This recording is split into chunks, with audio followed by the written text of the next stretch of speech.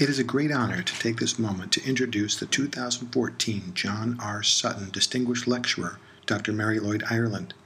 The lecture is named for one of ACSM's esteemed past presidents, John Sutton, who has been described as a human dynamo and a shameless promoter of exercise science, sports medicine, and ACSM. Interestingly, Dr. Mary Lloyd Ireland has been described in a similar fashion, recruiting more doctors to the roles of ACSM than anyone I know. I thought it might be interesting for you to learn how similar our distinguished guest lecturer and one of our preeminent academic ancestors have in common. Dr. Sutton was an avid outdoorsman who studied altitude hypoxia and hiked in such places as Nepal and China. Dr. Ireland was an elite world-ranked swimmer who participated in 2 Olympic trials, 3 Masters championships, was USA team physician to the Olympic Games in Barcelona, and loves her travels to Africa. Both balanced clinical practice with academics, organizing courses, producing more than 40 book chapters or books, and over 50 journal articles. And, for Dr. Ireland, over 1,000 regional, national, and international presentations. Dr. Sutton was described as the consummate showman by quoting poetry during his talks and showing images of beautiful outdoor scenes. Dr. Ireland long ago set the bar of modern academic presentations by including memorable videos, including gut-wrenching sports injuries or humorous clips in her presentations. John Sutton credited his academic heritage to Moran Campbell and Norman Jones of McMaster University in Canada, and his legacy has continued through his students and previous Sutton lecturers, including Ben Levine, Stan Herring, Ben Kibler, Kiram Khan, Bill Roberts, Raoul Barr, Fran O'Connor, and Lyle McKaylee. Dr. Ireland trained with the legendary Jack Houston, a founder of modern sports medicine, James Andrews, considered by many to be the world's leading orthopedic sports doctor, and Lyle McKaylee, the most prestigious pediatric sports doctor also in the world.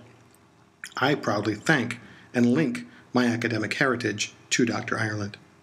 Dr. Ireland has mentored numerous fellows and continues to expand her rich academic legacy in teaching medical students, residents, and fellows at the University of Kentucky. I am proud to give you a human dynamo, a shameless promoter of ACSM, a world expert on ACL injuries in women, author of The Female Athlete, my friend, my mentor, and the 2014 John Sutton Lecturer, Dr. Mary Lloyd Ireland. My name is Mary Lloyd Ireland. I practice in Lexington, Kentucky. For the last 6 years, I've been at the University of Kentucky as an associate professor in the Department of Orthopedic and Sports Medicine. Previously, I was at Kentucky Sports Medicine in Lexington since 1986. I am very honored to present the 9th annual lecture of the John R. Sutton Clinical Lecture, named in his memory. Topic today is entitled To Compete, Destined to Tear Her Anterior Cruciate Ligament, What We Know, What We Don't Know, and Where Do We Go? I will be speaking in several different categories, talking about Dr. Sutton himself, talking about sex differences, outcomes after ACL reconstruction, osteoarthritis, which occurs all too commonly, particularly in females, mechanisms of injury, prevention, research, how do we tell when an athlete is ready to return to sports, the future, and concluding remarks. Who was John R. Sutton? In an ACSM publication, Many Won by Hayward Nash, exploring the medical aspects of sports, One Man's Goal, Dr. Sutton wrote the following words. Unfortunately, he died at a very young age 55, of a myocardial infarction.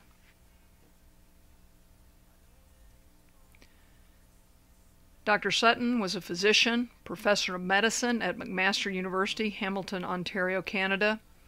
He was from Australia originally and returned to Australia. In 1986, he served as the 30th ACSM president. This is a picture of him celebrating something, perhaps life.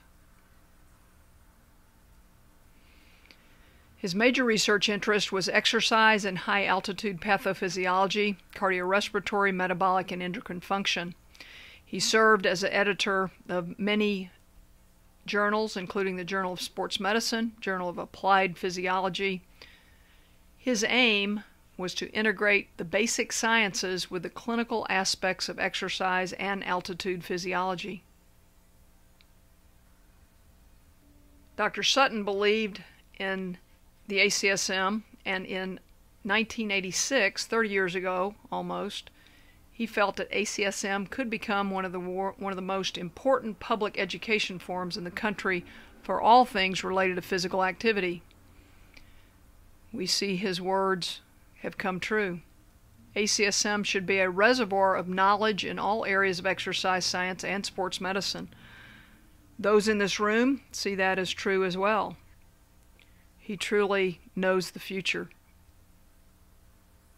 Unfortunately, he didn't see it to fruition.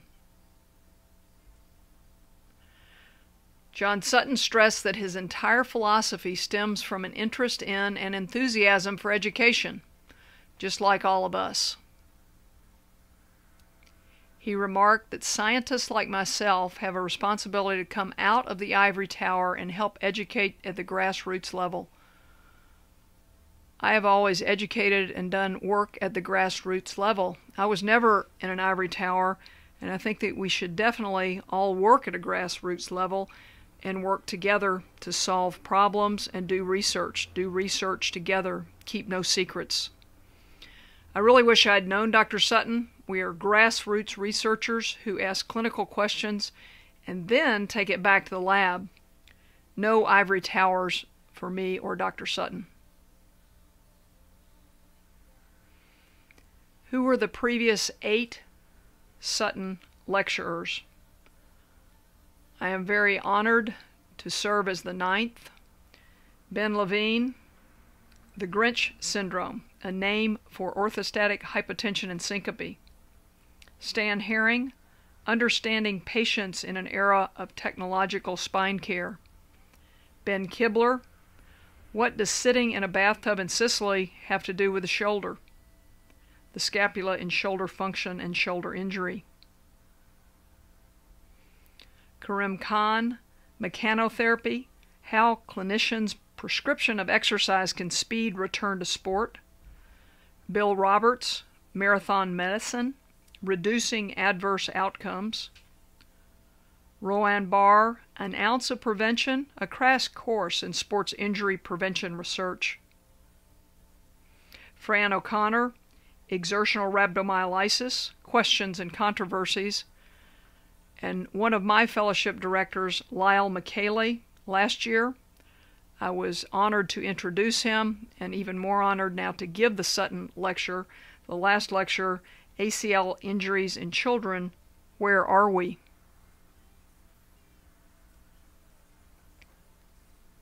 In 1998, when ACSM was raising money for building our home in Indianapolis, I wrote in Sports Medicine Bulletin, in a research It Takes Bricks and Mortar, a definition of mortar and how this relates to our members.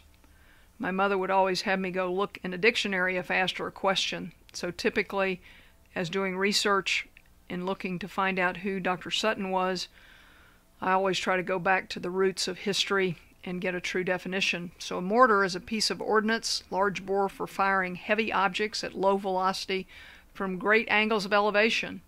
And perhaps our ivory tower researchers or our grassroots researchers do change the angles of firing objects, but we all work together and we are the mortar. We are the mortar. The bricks are there. We share. We communicate, we learn from each other. Research drives us. All of those in the room today and so many others that we, leaders and members of the American College of Sports Medicine, help in their research, giving them ideas, nurturing them, and getting them to be standing up on a podium like this.